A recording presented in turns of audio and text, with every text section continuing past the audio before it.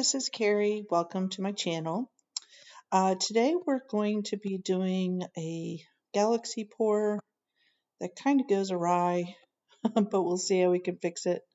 We're working with an 18 by 18 canvas, and I got my pour cup. I'm using some phthalo green, a phthalo blue that I believe have cyaxine purple, a pearl satin enamel, and then cerulean blue.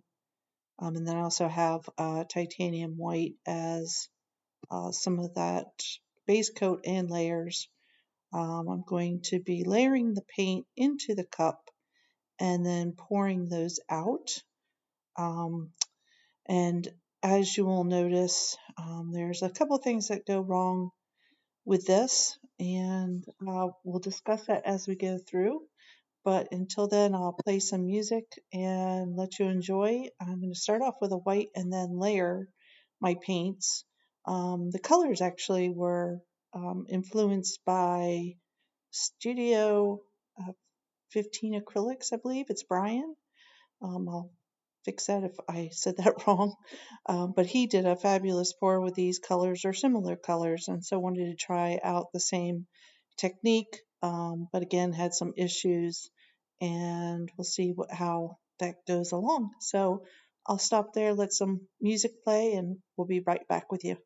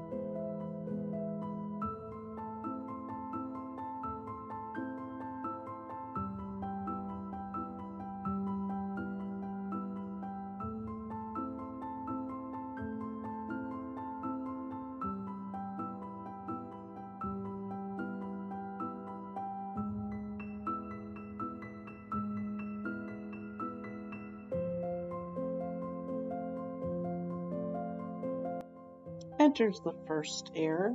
When I lifted that pan up, I managed to drip some of the paint in a line, and you can't really see it yet. You'll see it here in a few minutes. So that becomes the first issue that I have.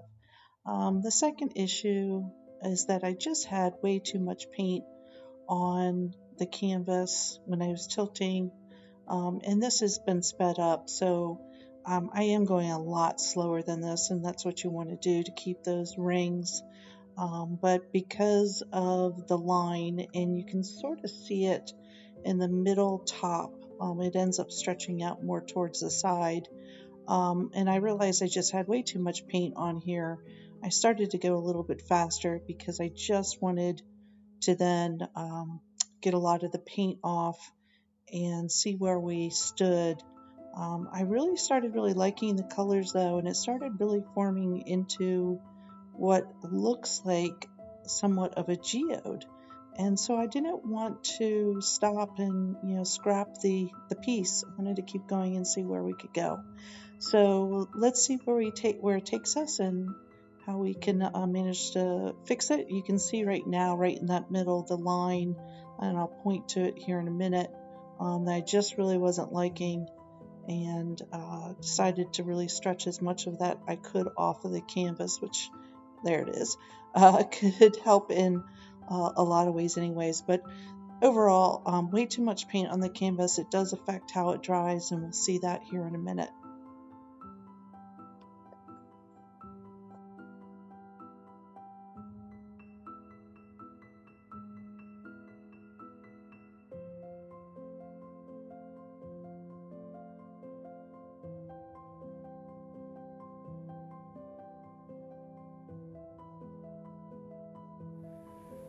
Hello, welcome back. Here's the painting after it's dried, and you're probably wondering, okay, what are all the glass pieces on there? And well, I'll tell you, to be honest, from the very start when I poured this, I knew that things were going awry. First and foremost, I managed to get my finger not quite on the paint when I poured it and left this streak, which ultimately I tried to pour off. And then I also realized that as I was letting this dry, the paint was still way too much on here. I poured way too much paint. The dangers of that happening is that when it goes to dry, the top layer will dry first, and while the under layer is still drying, it will tend to crack the paint. And so as you see here, what happens is you get these little cracks in the paint. There's another one over here. Is that bad? No, it kind of depends on your picture. I've had where the paint has cracked and actually kind of added to the aesthetic of it. But in this case, it cracked, leaving white lines. Now, what can you do? I could try to take the paints and match them up and fill in these lines, but because there's such a difference in colors, that probably wouldn't work too well. The other thing that we could do is I could actually go in here and cut a portion of this painting out that I actually like, use it to put as an inlay in, like, say, a tray, and then seal that off. But I think that we can save this painting because it reminded me a lot of a geode. And so what I've done here is just kind of taken some fiberglass or cracked glass and laid out a design. Then we use Mod Podge to put those on there. And then I also have some diamond dust, which is very fine, crushed glass that will want to wear gloves. And I also have some colored crushed glass that may fill in some of these larger holes. And then depending on how that all turns out, I have some larger crystals that we may add, depending on how I think this looks. So we'll go ahead and get started on putting down the glass. I'll share some of that. I'm not going to share all of it, but we'll show you the final product.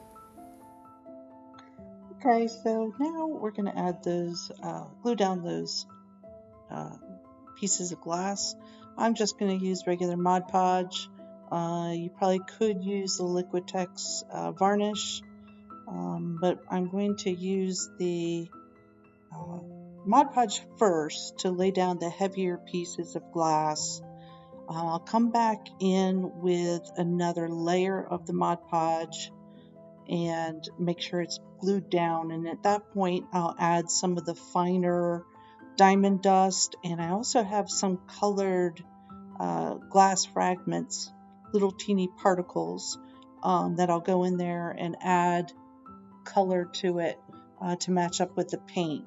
And as you see, I'm just dabbing that Mod Podge into like a thick layer in the areas that I had it laid out. You can see sort of where all of those white pieces that cracked through, mainly around the edges.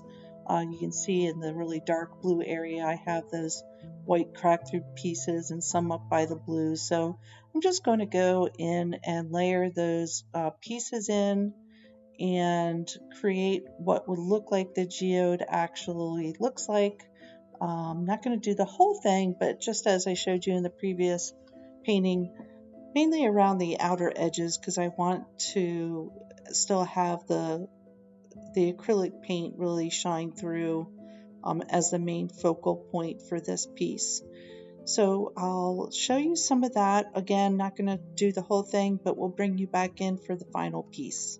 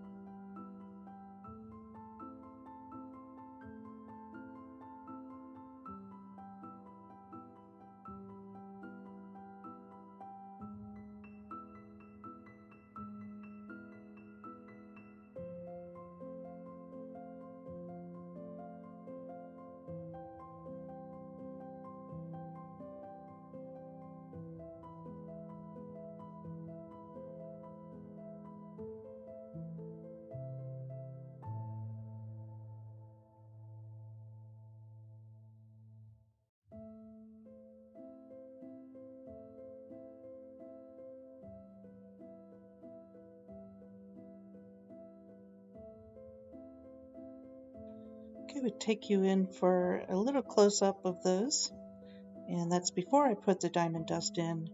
Here's the finished product, taking a dud to a stud. I hope you enjoyed it.